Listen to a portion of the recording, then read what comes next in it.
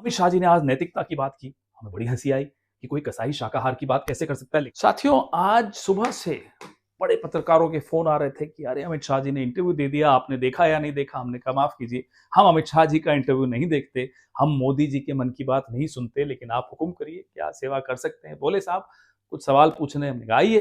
तो बोले अमित शाह जी ने आज नैतिकता की बात की, हमें बड़ी हंसी आई कि कोई कसाई शाकाहार की बात कैसे कर सकता है, लेकिन चलो कर दी। अमित शाह जी कहते हैं कि ये जो 130वां संशोधन है, जो नया कानून है, इसके दायरे में प्रधानमंत्री जी भी आएंगे। अमित शाह जी 11 साल में भारतीय जनता पार्टी के, आपके एनडीए गठबंधन के कितने मुख्यमंत्री, कितने मंत्री, कितने लोगों पर आपने रेड डाली, ईडी ने, सीबीआई ने, कितने लोग गिरफ्तार हुए, एक भी नहीं हुआ।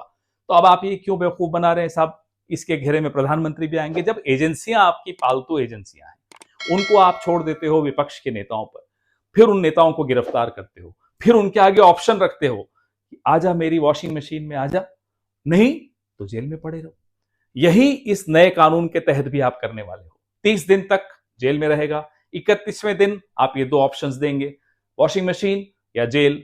वो अगर वॉशिंग मशीन में आ गया तो आप खुद अमित शाह जी लाव लश्कर लेके तिहाड़ जेल में उसको लेने चले जाएंगे। तो नैतिकता की बात आप मत कीजिए, शोभा नहीं देता।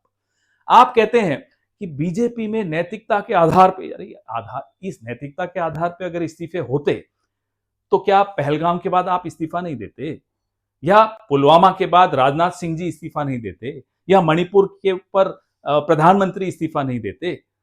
रेल मिनिस्टर को छोड़ दो, तो कई बार इस्तीफा दे देना चाहिए था उनको, लेकिन नहीं दिया ना। बीजेपी में मॉरल ग्राउंड्स पे इस्तीफे नहीं होते, इमोरल ग्राउंड्स पे इस्तीफे होते हैं। कहां है धनखड़ साहब?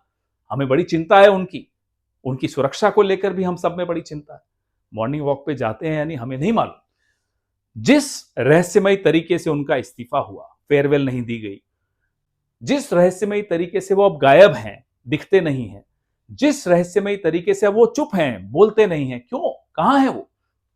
ये वो शख्स जो हर मुद्दे पे बोलने की आदत थी, जिन मुद्दों पे नहीं बोलना चाहिए था एक उपराष्ट्रपति को, उस पर भी बोलते थे, आज वो गायब हैं, आज वो चुप हैं।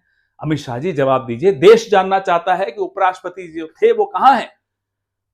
अमित शाह जी ने एक और बात कही, हंसी भी आई। कहते हैं साहब कि संघ से आने में क्या बुराई है, देखो मैं भी संघ से हूं, मोदी जी भी संघ से हैं। हुजूर, संघ से आने में यही तो बुराई है। आप और मोदी जी को कोई देख ले तो क्या संघ को अच्छा मानेगा? तो संघ का अगर आप प्रचार करते हो तो कम से कम आप उसके ब्रांड एम्बेसडर मत बनिए, मोदी जी को भी मत बनने दीजिए। अमित शाह जी ने एक अजीब सी बात कही, बड़ी अटपटी बात कही, बचकानी भी है। कहते हैं कि साहब सलवा जुड़म के खिलाफ जिस जज ने जजमेंट दे दी, उस वजह से नक्सलवाद से हम नहीं लड़ पा रहे। अमित शाह जी, आप गृह मंत्री हैं, अपने ही मातहत जो सुरक्षा एजेंसीज हैं, आप उनका अपमान कर रहे हैं कहकर कि उनके बस की नहीं है क्या नक्सलवाद को खत्म करना। इस तरह से एक उपराष्ट्रपति चुनाव में जीतने के लिए आप इतनी बचकानी बात करेंगे। आज कई न्यायाधीशों ने आपको पत्र लिखकर बड़ा रोष जताया है कि इस तरह की बचकानी बात आपको नहीं करनी चाहिए थी। हाँ, आप कहते रहिए मैं संघ से हूं, मोदी जी संघ से हैं, हमारा काम ही कर रहे हैं। अब ये आप दोनों को देखकर अब कोई संघ में नहीं जाएगा। जय हिंद।